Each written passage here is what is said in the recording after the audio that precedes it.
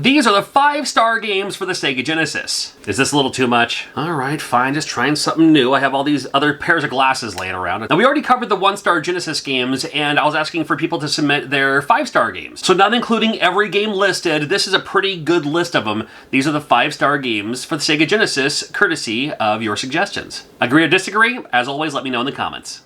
Michael Kozowski said Bob is a 5-star game. Is it a 5-star game? I mean, it's good. We could look at Bob for a little moment because it's really a game that not a lot of people talk about. Maybe you rented this back in the day, but it's a decent platformer. It's a run and gun style game. Has a cartoony element, like when something dies, they explode. You yourself have little character cartoony animations that happen, like if you run into a wall or certain things you say or something like that. You do have a limited amount of bullets, but you can pick up new weapons along the way. You also have your Remo, as they call it, to give yourself a little added boost there. I think it's a totally decent game. I don't know if I'd give it 5 stars, but again, who am I to judge? Every game is a 5-star game in someone's eyes. Bob, B-O-B. Check it out for the Sega Genesis. Pretty cool. Zach Gamus said, Bonanza Brothers, and Bonanza Brothers is a game I will never get sick of talking about. I absolutely love this game. Well, it reminds me a lot of Keystone Capers for the Atari 2600, which I played a ton of. And this game, you know, kind of similar, a little similar. You play the bad guys. Not a whole lot of games where you actually play as the bad guys here. You play as the robbers in this game, as the security guys are trying to stop you. And as you go through, 2 players simultaneous. I'm only showing the 1-player mode right now. You just have to, you know, do what you can to get through the stages, pick up the items, take care of the other guys while they're on their way. And once you have all the items per stage, then you make an escape to the rooftops and move on to the next stage. Absolutely love this game. I might actually give this game a 5-star too, because it's that perfect, yeah, I mean, pretty limited for its time, for what you could do, but that's all you need. And I still come back and play this game sometimes. Stands the test of time for sure. Wow. Castle of Illusion starring Mickey Mouse, one of those games that may be more nostalgic than 5-star, but it's a super, super good game, and I think I'd rank it very high myself too. The Disney games are typically good. I've mentioned this before, you know, never mind Fantasia for the Genesis, but the Disney games are typically pretty well done. As far as the colors, as far as the music, as far as the sound, as far as the controls, and this is also Sega Genesis, that's known for really gritty sounds, you know, tight controls, things like that, or, you know, just the controls feel a little different on the Sega Genesis, know what I mean? Castle of Illusion's super fun, and it provides, I mean, it's a little simple, a little bit on the easy side, a little on the simple side, but it's also a Mickey Mouse game, so you kind of expect that. You're there to play it, you're just there to have fun. I love it. And like other Disney-style games, I always want to keep playing it because I always want to see what the next level is. What's the next level's theme? Yeah, this game has a lot of that going on. Well, I think Castlevania Bloodlines should be in that 5-star rating because it plays more like a Castlevania sequel than Castlevania 4 did for the Super Nintendo. I'm not saying Super Castlevania 4 for Super Nintendo is better than Castlevania Bloodlines, but this game looks and feels more like the other typical Castlevania games. That makes sense. Super Castlevania 4, that was like tech demo Super Nintendo, here's what you can do. It's a great game. Why am I talking about the Super Nintendo one? I should be talking about the Genesis one. Castlevania Bloodlines on the Sega Genesis, you can choose from 2 different characters. Can't do that in the Super Nintendo one. And both of them have different strengths and weaknesses. You know, like one of them can do like a double jump backflip. You know, one of them has a whip. They can whip in different directions. The other one has a lance that might have a little bit more reach. You know, fun to play through both, and a lot of great. I mean, it's Castlevania. Fun to see the next level. Fun to see the next stage. Fun to see who the boss is going to be. Fun the music. Love the music to this game. It's Castlevania, and for the most part, 2D Castlevania games can never go wrong. Golden Axe 2, not surprising it's on this list. Well, not for me, because I'm the one who made the list. But Golden Axe 1 is the staple. It's the standard. It's the one that you grew up with. Golden Axe 2 took all the things that made the first one awesome and made it even more awesome. It just plays better. It plays more smoothly. It plays more refined. You know, I don't want to say Golden Axe walked so Golden Axe 2 could run, nothing like that, but it just plays better. Yes, I'm more nostalgic for the first one, of course I am, but this one is just a better game overall. Same type of gameplay, more of the same. You can ride the enemies, you can slash the guys, you can do some attack that, you know, hits in front of you and then hits behind you, and when it comes to magic, I like the fact that you can fill up your magic meter, and then you can choose how much magic you want to use, so you can use your magic now, and then save a little bit for later on, or just use it all at once and have a more powerful spell. That was one that I really, really liked about Golden Axe 2. It's just a great game. You know, just like there are so many EA games on the 1-star list, there's also a ton of EA games on the 5-star list. And Haunting, starring Poltergeist, is a 5-star game. It's a game that's unique, it's original, it's still fun to play today, and still fun to show people who maybe didn't play it back in the day what this game's all about. I would love a new version of this game. I'd love it if they did that. The idea is you're trying to scare this family out of the home by possessing items around each room that they're in, until they get scared enough to just freak out and run out the front door. And then they move on to a new house, then you follow them to the new house, and then you just keep on doing that over and over again. It's fun just to see what items will possess and how they become possessed when you possess those items. I didn't see this listed on one of the comments, so I added this game for me. I'm saying this game's a 5-star game. Rocket Knight Adventures, I think 100% deserves to be on this list, because this was a game on the Sega Genesis, not on the Super Nintendo, and it was so good. One of the few games in existence, for any console, for any generation, that you play it for 3 seconds, and you already know it's awesome. You play it for 3 seconds, and you already know, okay, this game has it. It has everything you want. It has, you know, the cartoony graphics, tight controls, looks fun, the music's great. It's Konami, back when Konami wasn't doing pachinko machines, yes. And it's just a fun game to play through, to have fun with. I mean, yeah, you're like an opossum or whatever, but you have your rocket pack too, and the rocket pack's gonna help you either boost through enemies or boost over walls and stuff like that. And it just has everything you want in a fun video game. Makes for a great rental. You don't even need to own it. If you own it, great. But it's just one of those games that you can just rent when you want to play it. And it turned out great for the Sega Genesis. Perfect.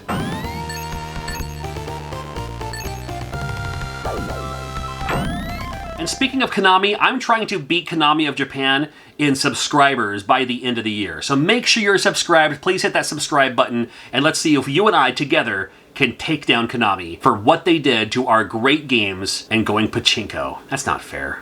When the cinematics look like this on a Sega Genesis, you know you're in for a treat. And there's several people who mentioned Flashback should be a 5-star game, and I'm not one to disagree. Now, they also had Flashback for the Super Nintendo. It ran way too slow, it was sluggish, didn't work. The Genesis one is the optimal way to play Flashback, or it was back then. I mean, they have it on Switch and stuff like that now. It was unique because it put like animation and gameplay, and there's a story in it too, you know, over convenience, if that makes sense. Like, the controls aren't very intuitive. You think Prince of Persia. Prince of Persia was the first type of game like this that I was like, oh wow, look at this. But you have to like jump at the right time, you have to do certain things at a certain time, but it just looks cool. And this was that. I mean, yeah, we had Out of This World or Another World, depending on where you're from, before that. But this game was just super cool for its time too. And yeah, I mean, I'll add it to this list. Why not? Should be on this list. Any of these type of games where you can shoot a bullet, but you don't see the bullet, you just know it's shot. It's kind of, I thought that was super cool. It was a good idea. And then you have Gunstar Heroes, where you see all the bullets. In fact, I mean, Treasure is known for that. Treasure is known for having so much animation on screen and no slowdown. Well, maybe a little slowdown. There are certain parts of this game, not very many, where there might be like a touch of slowdown or a skipped frame of animation, but honestly not a lot. This game is insane.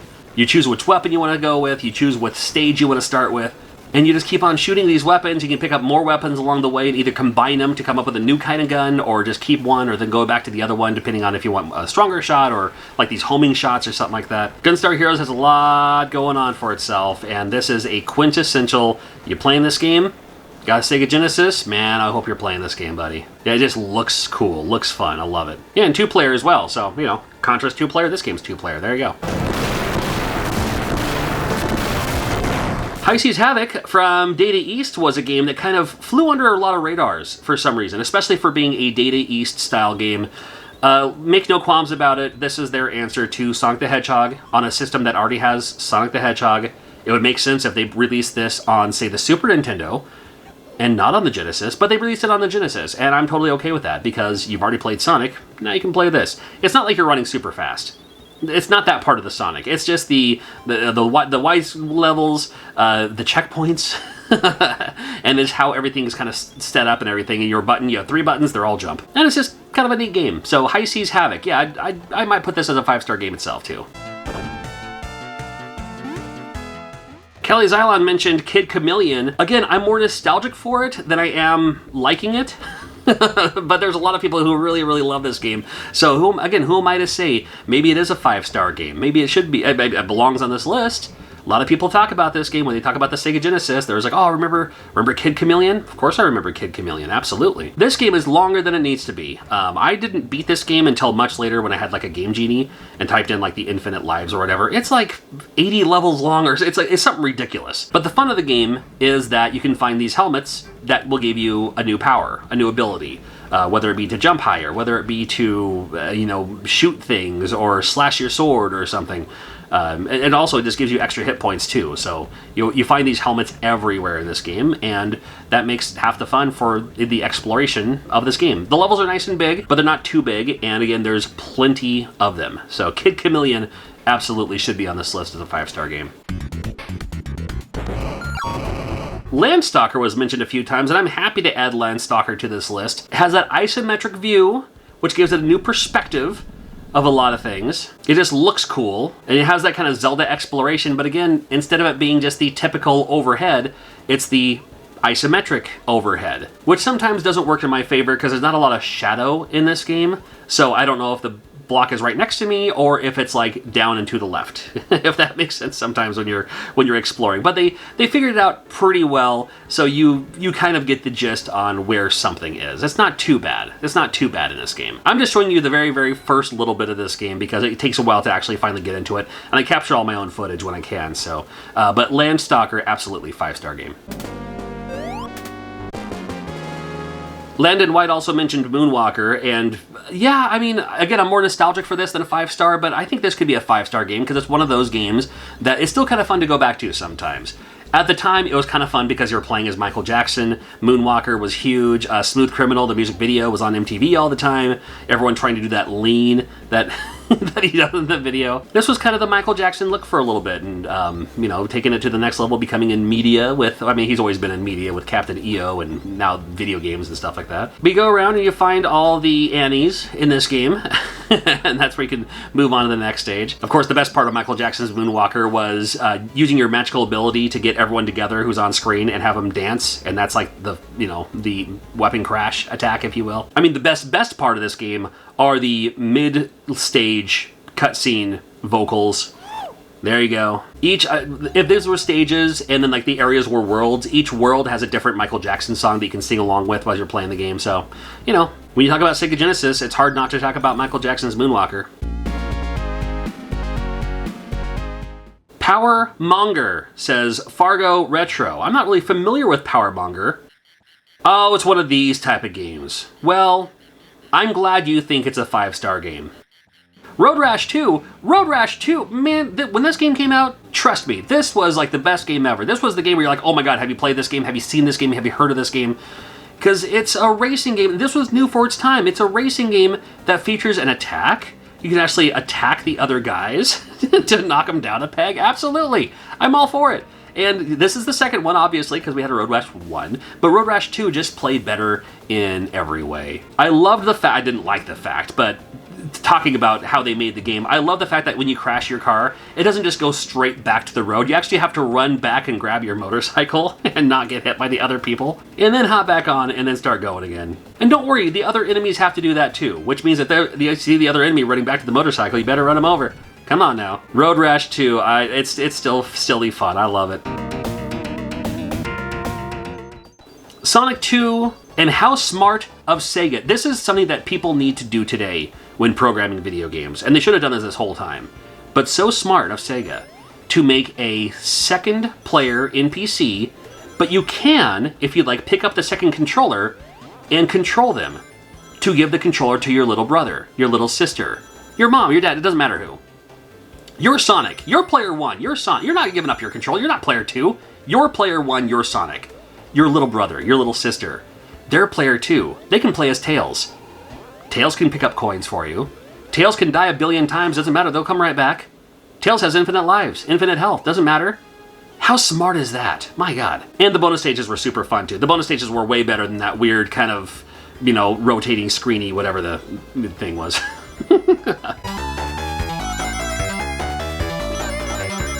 Shinobi 3. Now, Shinobi walked, so Shinobi 2 could run. So Shinobi 3, no, I'm getting ahead of myself here. You know what? Revenge of Shinobi, Return of Shinobi? No, Revenge of Shinobi was absolutely wonderful. I love that game. And I just like this game better. Shadow Dancer is really good too. I really like Shadow Dancer. To me, Shadow Dancer was almost like a side story of Shinobi. But yeah, this Shinobi 3 here was so excellent. It was the Shinobi thing. And it was like, Shinobi was like Sega's staple for a while with the other Shinobi game that came out on the Saturn. I would love them to bring back Shinobi as a 2D game. I know there have been other Shinobi games and stuff like that too. But like Castlevania went 3D and then said, no, you know what, we're going to go back to 2D because that's what works. I would love it if Shinobi would come back as a 2D game, and it could. There have been several games. There's been a whole lot of games along the way, these indie titles that are Shinobi-like, that I'm playing, that I'm buying. I would love a Shinobi IP. In the meantime, I don't mind playing these other ripoffs because they're excellent, but please bring back Shinobi. I'll take it.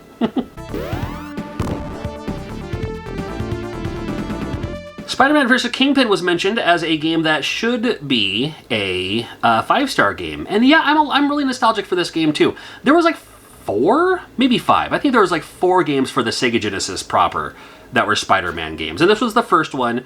And this was kind of cool because it was like this, not the Sinister Sticks, but the enemies, the bosses were of course other Spider-Man things, and the policemen attack you because, again, like going back to the comics and everything, you're not the most liked person by, well, I mean, I guess you get a little bit of that with the movies too. The people on the street know who you are, but the authorities still like a little, I don't know. But it made it so you could you have a platformer like this, but you can crawl on the ceilings, crawl on the walls, on the side scroll, you can crawl up the buildings and stuff like that. And you do have a limited amount of web fluid, which makes sense because in the comics, and like everything that's not Tobey Maguire, you have to create your own web fluid. That's why you're taking pictures for the Daily Bugle, so you can earn money to buy more stuff to make more web fluid and stuff like that. So you can't just use it all the time, but definitely use it when you need to. More nostalgic than 5-star, but I don't mind it being on the 5-star list. Absolutely, it's still fun. I still like playing this today. Just playing this a little bit. This is the first time I played this in years, capturing this footage, which is why I suck so bad at most of these games.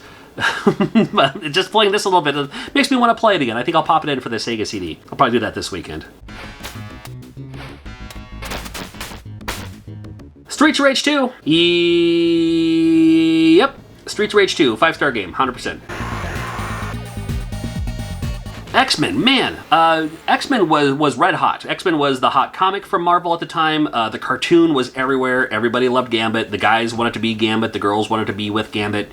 And you can play as Gambit in this one. Now, you can also play as the other characters too, and it was nice because, again, if you were familiar with the comics, even if you didn't even read the comics, we can even throw that aside too. Never mind the comics. Let's just get to a point where we said, you know what, people don't even read comics anymore. They just watch the cartoons. The movies weren't out yet.